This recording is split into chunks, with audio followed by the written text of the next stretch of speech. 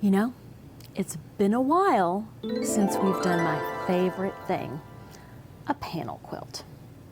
And this is a special panel because my friend Donna gave it to me.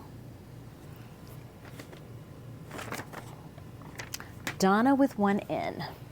It's been a while, Donna, but I finally have the fabric that I want to go with this adorable panel. But first, let me give you an update on my Flexispot chair experiment. Hi. Well, you know, it has been about 2 weeks since I got this chair. And this chair with the lumbar support makes me sit up straight. Your lumbar can be nice and tight up front, causing you to sit up straight, or if you would prefer that your lumbar be further back, you can do that as well. And that gets you the ability to lean back in your chair. The headrest is awesome. So here I can have it all the way back, or my preference is to have it up front and it supports my head. I get the perfect seating position when I'm at my sewing machine. Now this is what I did in my old chair. Check it out.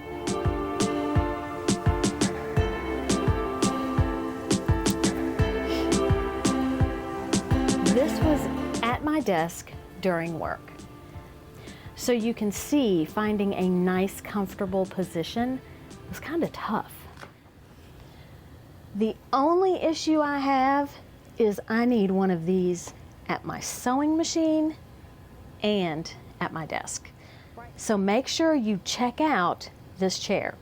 It has a 10-year warranty, guaranteed for 10 years. Flexispot is dedicated to providing an ergonomic chair that will ensure you have a comfortable seating posture. C7 is perfect. Try Flexispot. Use my code C750 to get a $50 discount. It's the best time to buy. And you get a 30-day free trial. So check it out. And looky there. This chair is Maxine approved. Now that I've given my update, let's get my little rebel ready to roll on a panel quilt. So I have a pattern, and it is from Villa Rosa Designs, and it is called Miss Josie. I do love these little postcard patterns. They're easy to keep track of, and they're pretty simple. Miss Josie is specifically for a panel. So we have a certain size that we need to cut this panel down to. We also need 6 fat quarters, a ½ yard of background fabric, a ¼ yard of frame fabric, and a ½ yard for binding. This pattern assumes I'm going to be binding it like soon. Alrighty, so you've seen my panel. Let's go through the 6 fat quarters that aren't really fat quarters.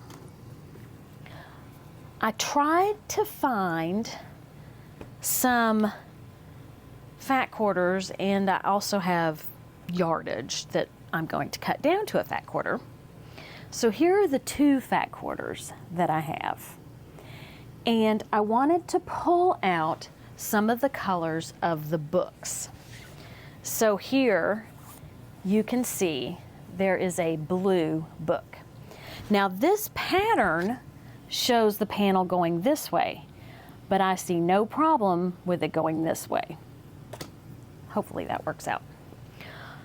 Okay, another fabric that I have been dying to use is my Tim Holtz color blocks. And I got these when I went to Chicago. All right, so here are those 2 fabrics. They have all kinds of colors in them. They're muted colors, so they should go really well with all the colors that are in my kitty panel. I also pulled out this feather, and the reason is the little kitty has a feather in its mouth. Same color as Oliver. I do actually have two colorways of this fabric, but I think the brown background is gonna look the best. But you know, I've got the other one just in case I think this one would look good. Then I have what looks like blue jean fabric. It's almost like a distressed blue jean. And I just thought that that goes well with the feather. Also with the color block. And then we add these other two guys. And, you know, I think they look pretty good. So these are going to be my 6 fat quarters that aren't really fat quarters. Then I need a background fabric. And this panel is a lot of kitties on a bookcase, and the bookcase is wood, and wood grain is one of my faves. So I had plenty of wood grain to choose from. Now the background on the pattern looks like a light color. Even in that quilt, it is a light color. So the first thing I pulled out was this darker wood grain, and then I found a lighter version of it. So I decided to pull back on this one, and this is the wood grain that I'm going to use for the background. And then last but not least, we need our frame. And this is already framed by a black, and depending on how much we have to cut this down, I wanted to pull a black wood grain to frame it as well. There we go. I believe we have it.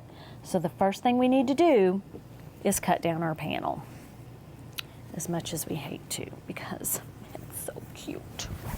All right, let's measure it and cut it down. The first thing I did is I got some of the wrinkles out. I didn't do a super duper hard pressing, but I just wanted to make sure that this part, especially the middle part, was smooth. So the first thing I want to do is measure this, and this is just a little bit bigger than what it's supposed to be. It's not much. Okay, now I need to measure from end to end. So my panel isn't quite long enough. Who would have thunk it? I'll make the frame bigger so that everything is included. So we're going to set this panel aside for a little while. So let's start with this frame. I need to straighten him out. And since I've used my mat to measure the panel, I will continue to use my mat to measure the other pieces that I need to cut. All right, so I need 2 strips.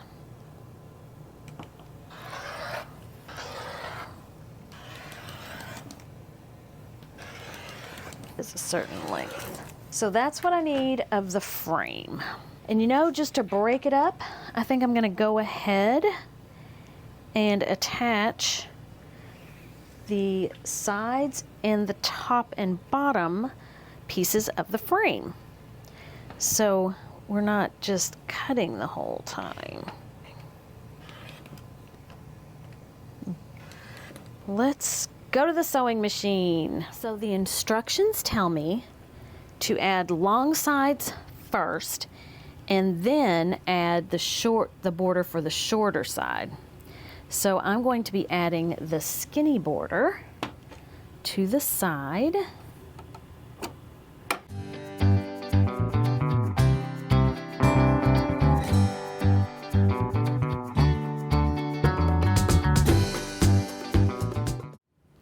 When I am adding a border to anything, and especially like this that's pretty wide, I like to fold it up. So I know I want to sew my border on this side. So I am going to, on this side, did you hear me say side? I like to fold up the side so that there's not anything hanging off the edge and dragging me down. So I'm going to hold this up and fold this over so that just a portion of where I need to sew is exposed. And then I'm going to fold it over again, because the more I fold it over, the less bulk I have to worry about. So what I will take to my sewing machine is this, and I will need to add my border on this side. Try it. You might like it.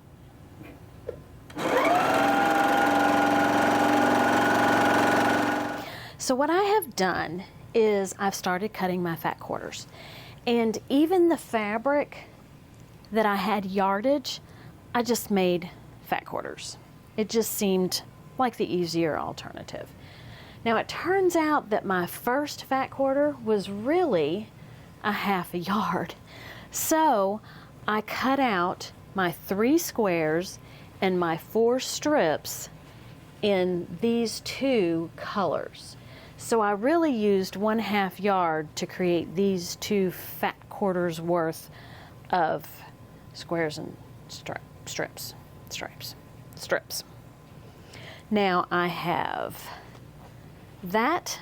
I've cut my feather fabric, and now I am cutting my color block fabric and then my denim look fabric, and that will be 3 more fat quarters, and therefore I will have all 6 fat quarters cut out. So let me lower the camera and show you what I'm doing. I will cut these last 3 fat quarters all stacked up. So here you can see color block on top, then the blue jean fabric, which is from Andover, and then color block on the bottom. I don't think I did that right. I should have a skinny. You know what I did? I cut that same pattern twice. Now I have 3 fat quarters of this. All right, well, let me show you how to make a fat quarter in case you didn't know. Good thing I like fat quarters. In my defense, they're the same. They just are different sizes. This is the smaller of the 2 blocks. So what I'm going to do is straighten the edge. No wonder the edge of the one that I used was so straight, because I'd already cut it. Straighten my edge. Then I'm going to line that edge up on my mat. I'm going to open this up to where I have the 18 inches showing. I can easily lay my ruler. Let me make sure this is straight. All right, 18 inches is half of 36, so I'm actually cutting a half yard. Then I'm going to unfold this. So here's my half yard, and here's my fold. I am going to cut a little teeny tiny sliver because I want to keep as much of this fabric as possible. And now I have 2 fat quarters. And then I'm going to run an iron over this one because I ironed the other two. And then I will stack these on top of one another. And I will line them up by their selvages because that is going to be the straightest part of the cut. Now we have our 3 fat quarters. Now I'm going to straighten up this end, and that's straight. So now I'm going to measure out what I need for my squares. Helps if you open your rotary cutter. Put that off to the side. And then I need my strips. Again, open your rotary cutter, straight. All right, 1, 2, 3. It's actually easier to cut them in a stack because the one piece by itself has a tendency to move. Whereas when they're stacked up, they're not as likely, or it doesn't seem like they're as likely to move. And then I need to subcut these squares. And one more set. Let's see what we want to do about our background fabric. Background, cut 3 width of fabric strips. And then we're going to make squares out of them. So, 3. So let's pull out our background. This is by canvas. Look at how almost perfectly straight that is.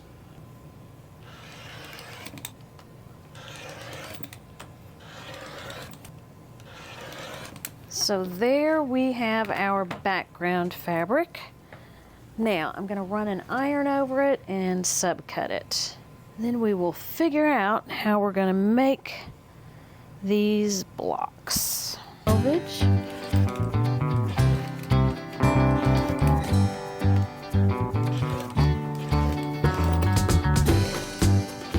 Alrighty, let's see what comes next. We have our background. We've already added our frame. We've got our strips and our squares. I'm not sure how to pile them up yet because, you know, I'm still working on understanding what's next. Sew pairs of strips into 12 sets of 2 strips.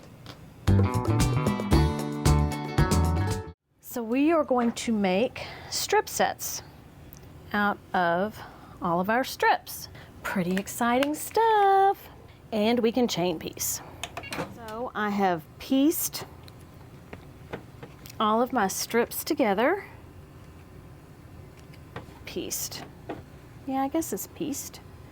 So now what I'm going to do is I'm going to iron them. No, actually I'm going to press them open and then subcut them into squares. And then we will be ready to put our squares up on the design wall so that we can get everything sewn together. And hopefully my choice in fabrics will look okay. We'll see. So the first thing I'll do is I will set the seam. And then I will open it, and I will not iron, I will press. So I'm picking up, it's not terribly noticed or notable. I'm not making a large movement to pick up and put back down, but I am not using any pressure because I don't want to stretch the strips.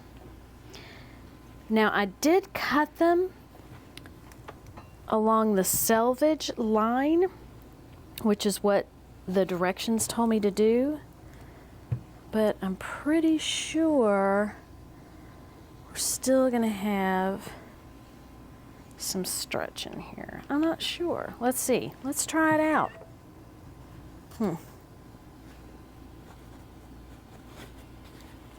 Maybe not. Maybe it's all okay. I'm still gonna press though and not iron. Take 3. So I'm going to stack these on my sewing table so that I can cut them all at one time. And I will show you how I do that.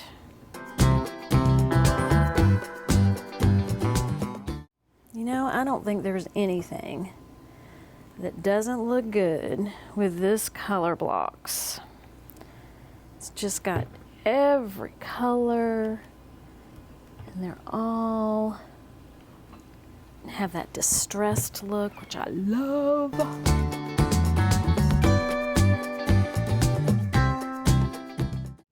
And last one. We are so close to the fun part. Here you can see I stacked them all on top of each other. And what I did is I made sure that the 2 seams weren't touching. So there isn't a big bulky seam, it's just all an even cut. And now I can cut these all at the same time. Straighten out the edge.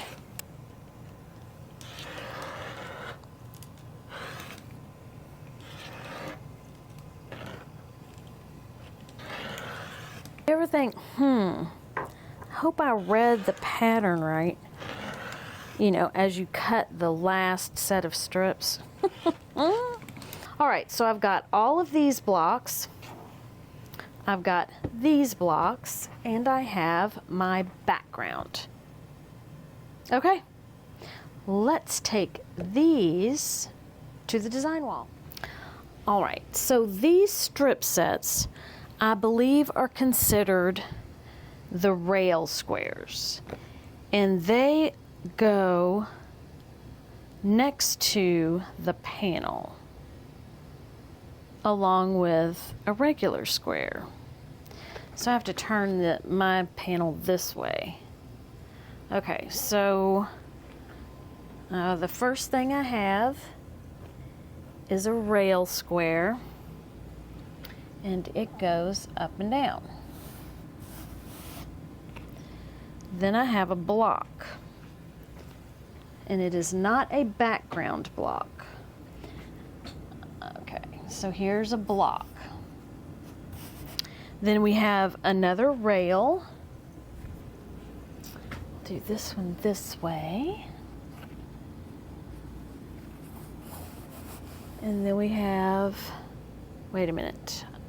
Yes, rail, block, rail, block. Oops, blocks back here. Trying not to put anything next to each other, but I don't know if that's going to be possible. Probably be easier just to throw them up here. Okay. Rail, block, and then sew on to the end, which should end in a rail.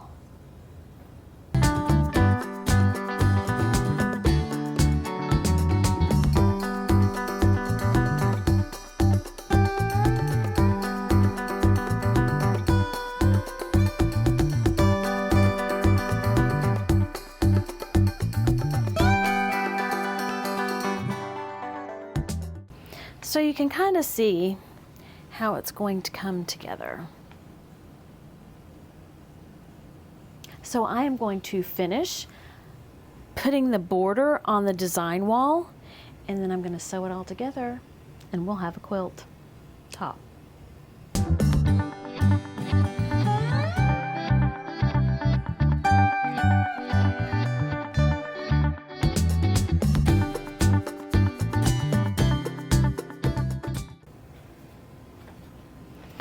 So what I am doing on the side, and I really like the way it's working out, is I fold this square over here, take it to the sewing machine, sew it, come back and get the next 2 blocks, sew them together.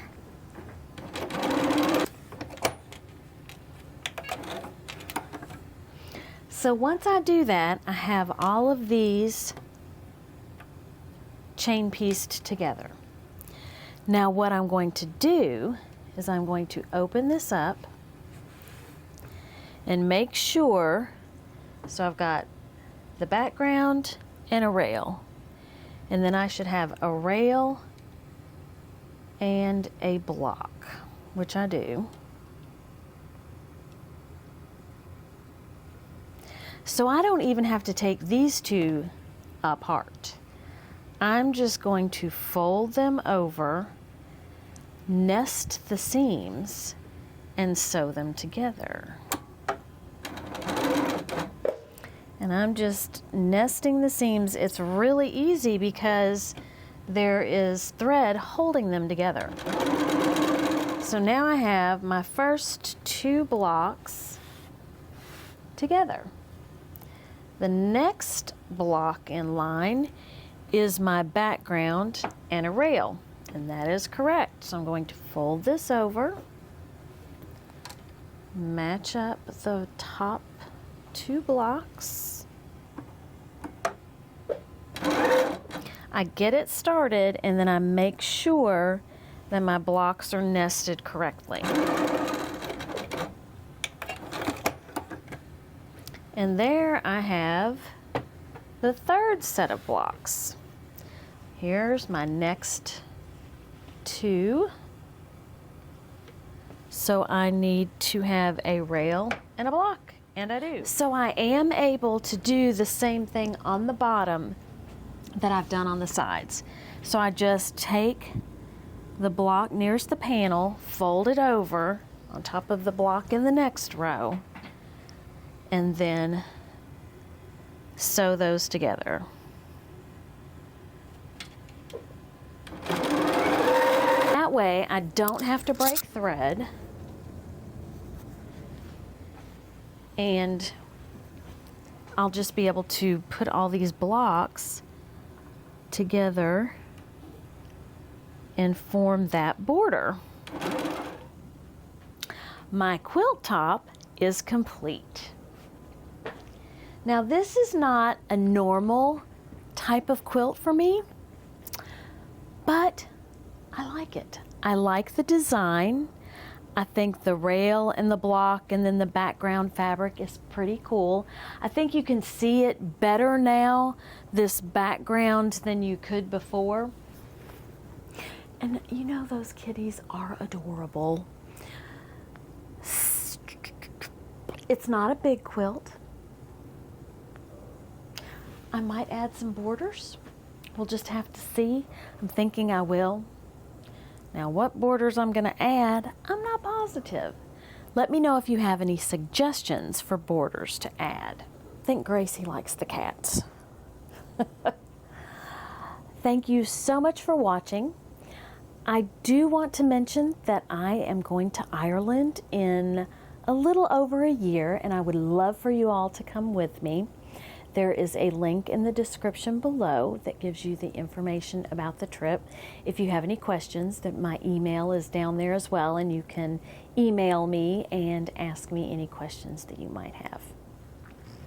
I wanted to do a couple shout outs. Wanda, thank you so much for sending me your bandana quilt pictures. Those bandanas are awesome, and I love the way that they look. I might have to invest in some of those because I'm getting an itching to do another bandana quilt. Thank you so much for sharing it. Trucker Janie, you sent me some pictures of your wonderful quilts. They always inspire me, and thank you so much for sharing them with me.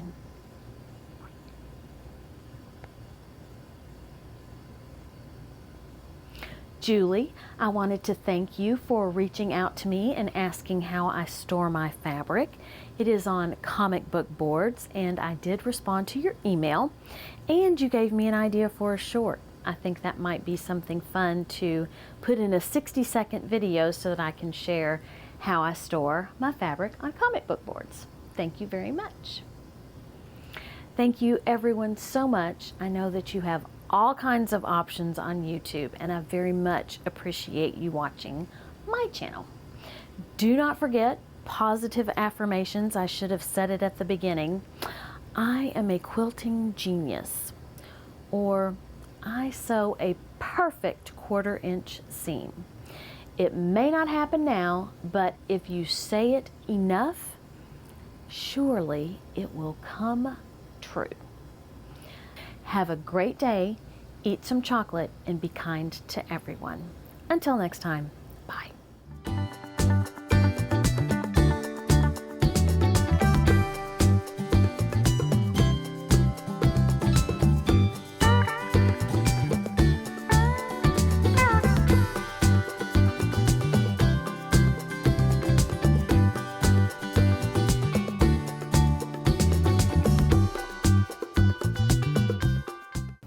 I do love these little cardboard. Let me do